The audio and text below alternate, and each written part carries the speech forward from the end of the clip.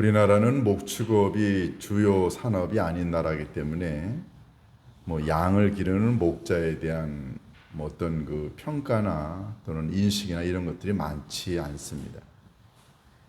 그런데 팔레스틴 땅, 지금의 아랍 이런 나라들은 양이 굉장히 중요한 아주 굉장히 중요한 목축 산업이지요. 양고기를 많이 먹고 그래서 양과 또 목자에 대한 이야기들이 많습니다. 우리나라에서 만약에 양을 치는 그런 목자 또는 양을 기르는 이런 목축업을 한다 그러면 그렇게 가난하거나 또는 비천하거나 그렇게 얘기하지 않습니다. 여러분 만약에 대관령에 여러분들이 양을 구경하러 가셨는데 거기 한번 보세요. 어마어마한 규모의 땅도 많이 넓고요.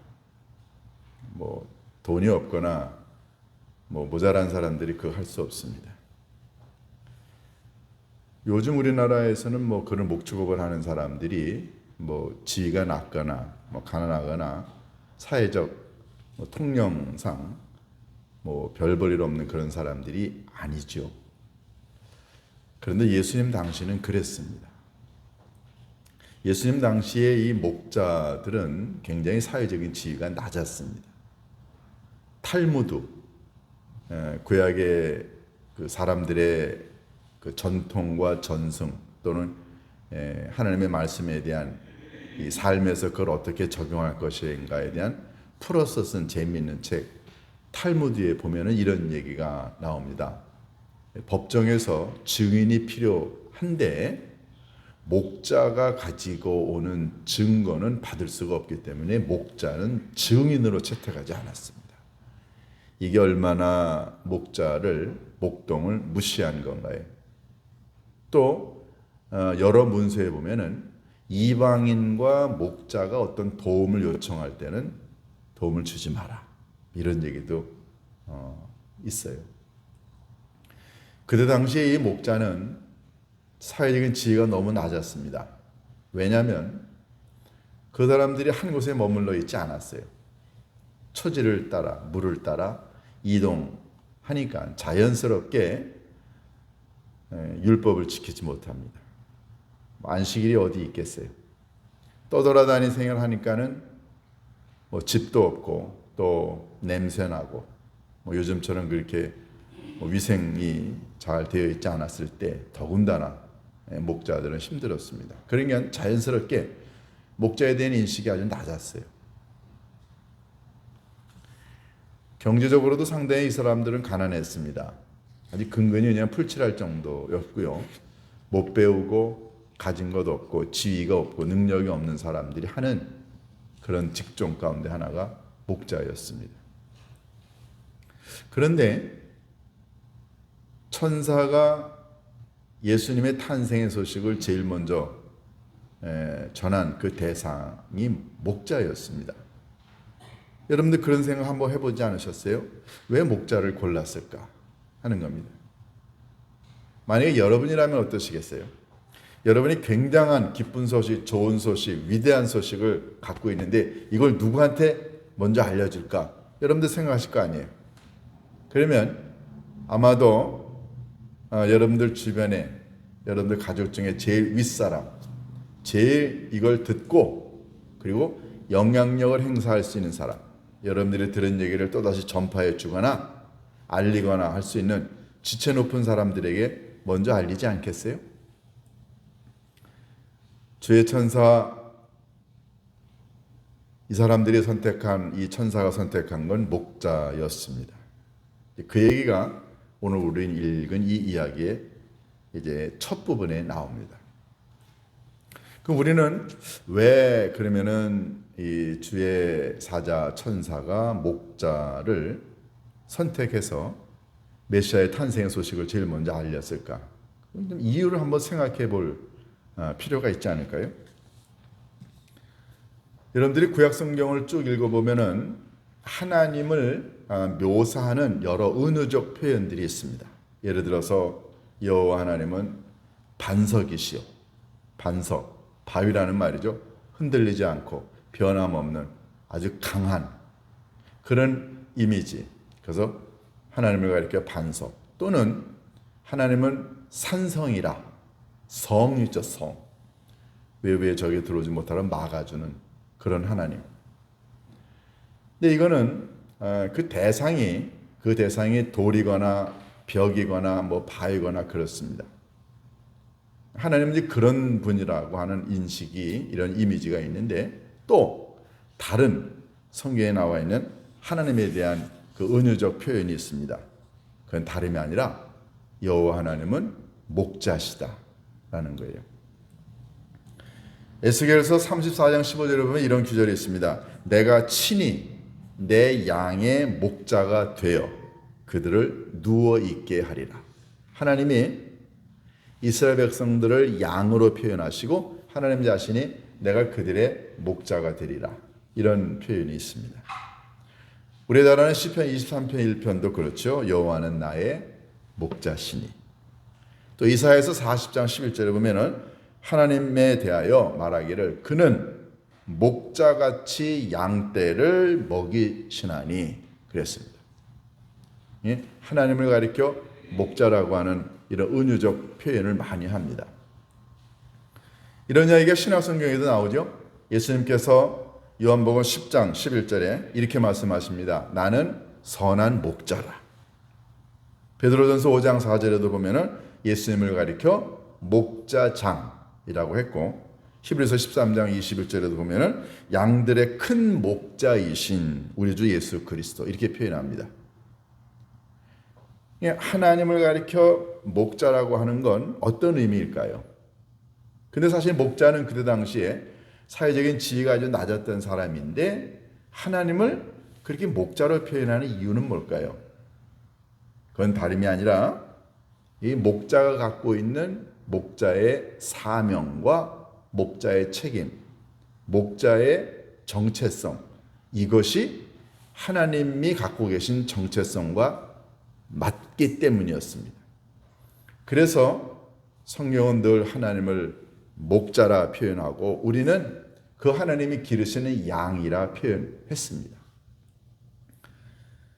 주의 사자가 예수님의 탄생의 소식을 제일 먼저 목자에게 전하기로 결정한 이유는 그 목자들이 밤에 양들을 지키는 그 목자들의 정체성과 그들의 책임과 사명이 주의 사자가 전하려고 하는 그 메시아 아기 예수의 정체성과 이게 맞는다는 거죠.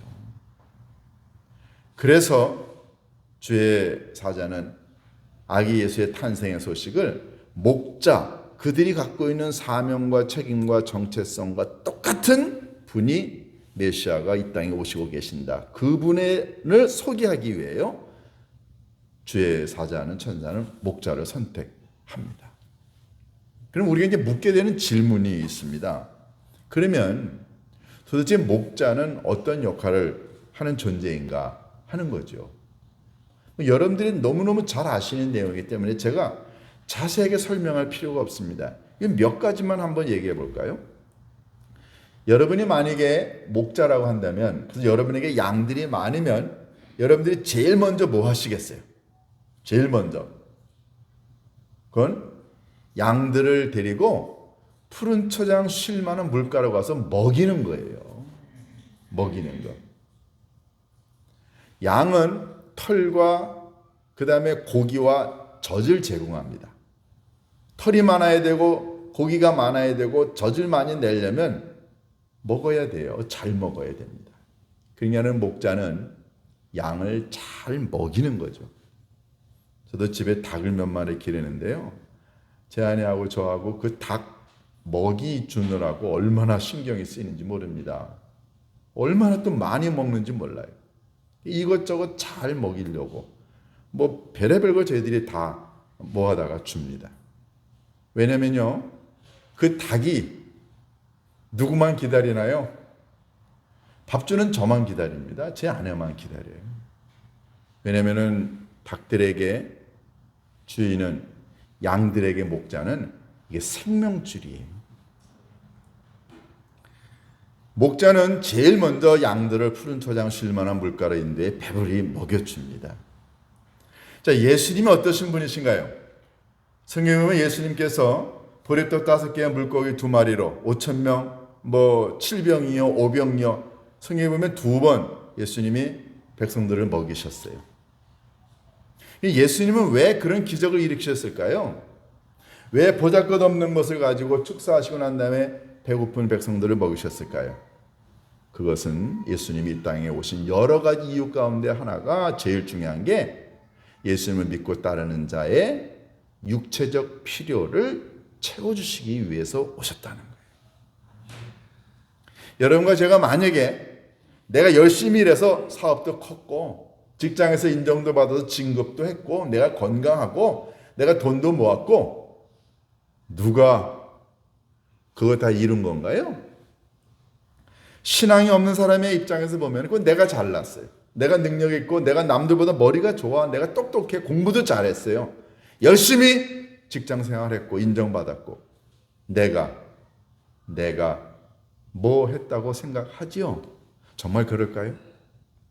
정말 여러분이 잘나서 여러분이 열심히 해서 그걸 얻었을까요? 금도 내 것이요 은도 내 것이요 세상에 있는 모든 것들에 소유권을 갖고 계신다고 주장하시는 하나님이 들으시면 뭐라고 그러실까요? 어느 젊은 부자가 열심히 농사를 져서 수출이 얼마나 많은지 자기 기존에 쓰던 창고를 부수고 다시 커다란 창고를 지고 거기에 곡식을 가득 쌓아놓고 난 다음에 그가 배를 두들기면서 하는 말이 내 영혼아 먹고 입고 쓸 것이 많으니 즐기자. 그날 밤 아버지 하나님께서 그의 모든 것들을 놔두고 그의 생명을 가져가시면 그게 누구께 됩니까? 그는 자기 자신이 얻었다고 생각하지만 하나님은 이야기하십니다. 내가 너에게 준 거야. 여러분 믿음과 불신앙의 차이는 내 것이라고 주장하는 것과 이것이 하나님으로부터 온 것이라고 주장하는 것 여기에서 갈립니다. 목자는 자기 양들을 푸른 초장 쉴 만한 물가로 인도해 끊임없이 양들이 배불리 먹게 만듭니다. 예수님이 여러분과 저의 삶에 물질에 필요한 것도 채워주셔서 여기까지 오지 않았나요? 여러분 이걸 믿음의 눈으로 바라보게 되면은 내 생명이 하나님의 손에 달려있다는 사실을 고백하지 않을 수가 없습니다. 지키셔서 여기까지 온 거예요. 하나님이 여러분과 저에게 피할 길을 내주셨고 우리 민족을 이 나라 이 백성을 지켜서 여기까지 오지 않았나요? 너무너무 감사한 거는요. 135년 전에 복음이 우리나라 이 땅에 들어왔을 때 조정은 다 반대했지만 그중에 몇몇 사람들이 기독교 복음을 듣고 그리고 난 다음에 곧바로 우리나라가 일제 36년 식민 치하에 있었을 때 그 독립을 외치고 나라와 민족을 위해서 일했던 많은 사람들의 그 몇몇이 다 기독교인이 얼마나 많았나요? 이 나라요? 정말로 기도하는 교회 하나님의 백성들이 그 36년 동안 순교해 가면서까지 나라를 지키지 않았나요?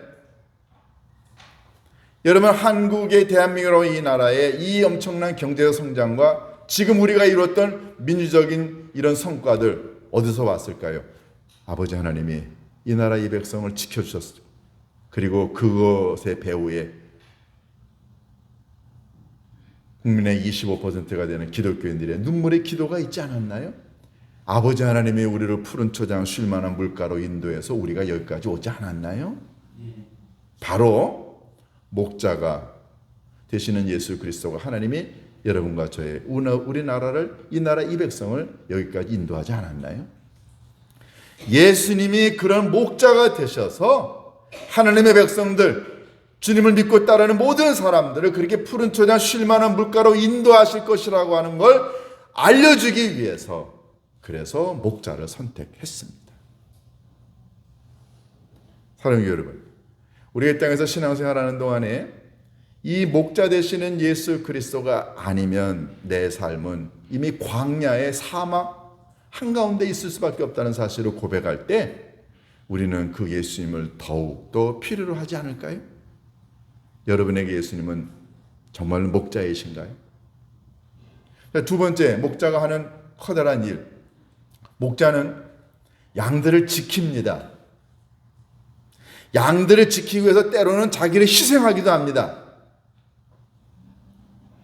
양들을 들에 풀어놓게 되면 수없이 많은 이런 동물들이 와서 양들을 잡아갑니다. 그러기 위해서, 그걸 막기 위해서 목자는 희생합니다. 보호해야 될 엄청난 의무가 있죠. 아버지 하나님께서 이스라엘 백성들을 하나님의 백성이라고 여기셨기 때문에 그들을 보호하셨습니다. 그들에게 길을 내셨고, 여러분과 제가 지금까지 온 것, 여기까지 온 것, 아버지 하나님이 지키시고 반석이 되시고 그리고 산성이 되셔서 보호자가 되셔서 우리를 지키셔서 여기까지 오지 않았나요? 이 땅에 오고 계시는 예수님의 은혜와 사랑으로 지금까지 우리가 지내온 것 아닐까요? 이걸 믿음의 눈으로 볼 수 있는 사람이 믿음을 가지고 있는 사람입니다. 근데 이런 믿음이 없으니까 내가 잘나서 내 능력으로 내가 지금까지도 살아왔고, 내 가정, 내 자녀들, 내 사업과 내 일터와 내 건강을 지금까지 내가 지켰다고 생각하죠. 그런데 목자이신 예수 그리스도가 선한 목자가 되셔서 자기의 목숨을 내놓기까지 여러분과 저를 지키셨고 보호하셔서, 그래서 우리가 지금 있는 것 아닐까요? 이게 목자가 갖고 있는 사명 아닌가요? 세 번째요, 목자는 돌보는 사람입니다. 먹을 걸 제공만 하는 것이 아니라 그를 돌봅니다. 어디가 아픈지, 어떤 상처가 났는지, 왜 젖을 내지 못하는지 자기 양을 압니다. 여러분과 저 각자가 갖고 있는 아픔이 뭔지, 이 나라 이 백성이 당하고 있는 고난이 뭔지, 한국 교회가 갖고 있는 문제가 뭔지, 여러분과 제가 갖고 있는 직장과 사업과 우리 자녀의 문제가 뭔지, 우리의 마음과 영혼과 우리의 눈물과 우리의 한숨의 의미가 뭔지 목자이신 예수님은 아십니다. 여러분, 목자가 있는 양은 외롭지 않습니다. 주의 사자는 이런 예수님이 이 땅에 오시는 메시아가 이런 목자인 당신들이 갖고 있는 이런 아름다운 사명을 그대로 이 땅에서 행하실 걸 알았기 때문에, 그래서 주의 사자는 목자를 선택한 거죠. 자, 우리가 이런 때 질문하게 되는 게 바로 있습니다. 만약에 이 목자이신 예수 그리스도가 이런 사명을 가지고 이 땅에 오셨다고 한다면, 그러면 그 목자이신 예수 그리스도를 믿고 따르는 우리는 이제 어떻게 살아가야 할 것이냐 하는 거죠. 바로 여러분과 제가 누군가에게 목자가 되어야 합니다. 우리가 도와줄 수 있으면 도와주고, 그들을 인도할 수 있으면 인도하고, 그들을 보호할 수 있으면 보호하고, 그들을 위해 희생할 수 있으면 희생하고, 결국 예수님이 이 땅에 우리들에게 예수님이 가르쳤던 목자의 사명을, 그거를 우리들에게 맡기고 가셨습니다. 그래서 우리가 돌보아야 될 교회가 있고, 돌보아야 될 사람들이 있고, 행해야 될 일들이 있고, 희생해야 될 하나님의 일들이 있지 않나요? 아버지 하나님의 예수님이 우리들에게 이제 우리가 누군가에게 우리가 예수님으로부터 물려받은 목자의 사명을 감당할 때 이 땅에 하나님의 나라가 아름답게 이루어지지 않을까요? 이런 의미에서 목자로 이 땅에 오고 계시는 예수 그리스도가 우리의 마음속, 영혼속 깊이 자리를 잡게 되면 우리도 예수님과 같이 선한 목자의 삶을 살아갈 수 있지 않을까요? 두 번째로 목자를 선택한 이유가 또 있습니다. 그것은 이 목자들은 교만하지 않습니다. 목자는 자기 자신들의 지위를 압니다. 목자들은 자기 자신들의 정체성과 능력과 한계를 압니다. 그래서 목자들은 아버지 하나님만을 의존하면서 살아갑니다. 그들은 일반 이런 주류 사회에 들어가지 못했어요. 그러다 보니까 그들은 늘 소외된 존재들이었습니다. 버려진 존재들이었어요. 가진 것이 없는 사람들이었습니다. 그렇기 때문에 그들은 늘 하늘을 향해 아버지 하나님의 도움을 요청하는 사람이었어요. 만약에 사람들이 내게 권력이 있고 내게 능력이 있고 내가 모든 걸 할 수 있다고 생각하게 되면 한밤중에 계엄령 내립니다. 한밤중에요. 백성들 안중에 없습니다. 국민들 안중에 없습니다. 이 일로 인해 국가가 민족이 어떤 힘들고 어려운 고난을 당할 건가 개의치 않습니다. 자기 자신의 정권과 자기 자신의 권력을 유지하기 위한 것만 생각하죠. 그러나 여러분, 정말로 겸손한 사람은 백성을 두려워합니다. 목자들이요, 가진 것 없습니다. 능력 없습니다. 권력 없습니다. 지위 없습니다. 그래서 그들은 아버지 하나님만을 바라보고 살았습니다. 우리가 이 땅에서 살아가는 동안에 하나님이 도와주지 않으면 나는 아무것도 할 수 없다고 하는, 자기 자신을 내려놓고 자기 자신의 지위와 권력과 모든 걸 다 내려놓고 아버지 하나님만을 바라보며 살아가는 사람, 여러분, 그런 사람은 교만해질 수가 없죠. 하나님이 정말로 찾아와 아버지 하나님의 보내신 메시아의 탄생의 기쁜 소식을 전해주는 이 목자 같은 사람, 여러분과 제가 그런 겸손의 마음을 가지고 살아갈 때 제일 먼저 우리가 기쁨의 좋은 소식을 접할 수 있지 않을까요? 성경에 예수님의 주변에서 많은 사람들 중에 정말로 예수님을 이해하고 예수님으로부터 사랑을 경험했던 사람들은 다 이런 땅의 사람들이었습니다. 애당초 주님은 12제자 그런 사람들을 선택하셨고요. 세 번째, 이 주의 사자가 목자들에게 이 기쁨의 소식을 제일 먼저 전한 세 번째 이유는, 이들은 그 한밤중에 들에서 자기의 양떼를 지키는 자기 자신들의 삶에 충실했던 사람들이었습니다. 이들은 춥다고 집에 들어가 있지 않았습니다. 어디 놀러 가지 않았습니다. 어디 좋은 장소에 가지 않았어요. 그저 자기 자신들의 이 책임의 뭔가를 분명히 알고 들에서 자기 자신의 일에 열중한 사람들이었습니다. 많은 학자들이 이 부분을 가지고 연구를 하면서 이구동성으로 내린 결론이 있습니다. 그것은 바로 아버지 하나님이 찾아오시고 인도하시고 도와주시고 하나님의 구원의 소식을, 은혜와 사랑을 주시는 이 존재는 누구냐면 자기 자신의 자리를 지키는 사람이라는 거죠. 모세가 그랬습니다. 하나님을 만나 이스라엘 민족들을 구원하라고 하는 사명을 받았을 때 그는 뭐 했나요? 그는 장인 이드로의 양떼를 치는 목자 일을 하고 있었을 때였습니다. 기드온이 그랬고요. 성경에 나와 있는 많은 위대한 인물들이 다 각자의 삶에 충실하게 살아가고 있었을 때 아버지 하나님의 임재와 하나님의 계획과 하나님의 은혜를 경험했습니다. 목사가 있어야 할 자리, 평신도들인 여러분들이 있어야 될 자리, 대통령이 있어야 될 자리, 여러분 모든 사람들은 자기 자리에서 맡겨진 일을 성실하게 감당할 때 그때 비로소 하나님의 은혜를 받을 수 있지 않을까요? 여러분 어디에 계시나요?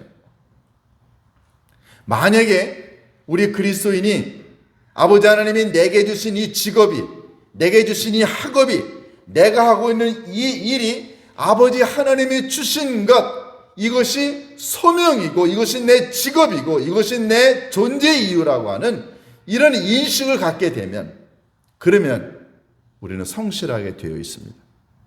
그래서 vocation, 직업은 소명이라는 말이 있어요. 여러분과 제가 어떤 일을 하든지 간에 하나님이 나를 통해, 나의 일을 통해 여기에서 하나님의 은혜와 하나님의 뜻과 하나님의 사랑과 하나님의 진리를 증언하라고 내게 이 자리를 주셨다라고 하는 믿음을 가지면 우리 그걸 천직으로 여기고 그것에서 아버지 하나님께 영광을 돌리려고 하죠. 목자들이 그랬다는 거죠. 한밤중에 춥다고 도망가거나 편안한 데 갔지 않고 들에서 그 추운 날 양들을 지키는, 그래서 자기 자신의 자리를 지켰기 때문에 아버지 하나님께서 목자들에게 이 기쁨의 소식을 전달해 주셨다는 거죠. 사랑하는 여러분, 여러분과 제가 어디에 있나요? 그래서 제자리 미덕이라는 말이 있습니다. 자기에게 맡겨진 사명을 감당하려고 애쓸 때 모든 건 아름답게 돌아가지요. 군인이 있어야 될 것은 군대지, 전쟁터지, 국회의사당이나 선관이나 이런 데가 아니지 않나요? 한 사람의 잘못된 판단으로 인하여 온 나라가, 온 국가가 온통 뒤죽박죽이 되고 국격이 떨어지고 혼돈 가운데 있다고 한다면 과연 이것이 하나님이 원하시는 걸까요? 마지막 오늘 본문에 보면은 목자들이 밤에 밖에서 자기 양떼를 지켰다. 여러분, 목자가 밤이고 낮이고 양을 치지만 천사의 방문은 낮에도 있을 수 있었습니다. 낮에 오지 않았어요. 한밤중에 왔습니다. 왜요? 여러분, 밤은 뭘 상징하나요? 밤은 어두움을 상징하고 죄악을 상징합니다.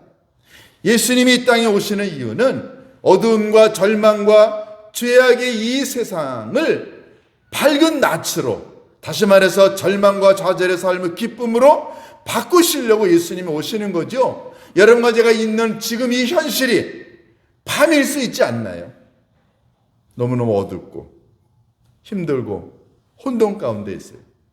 요 며칠 동안 우리가 경험한 이 나라의 혼동, 저는 개인적으로 그렇게 생각합니다.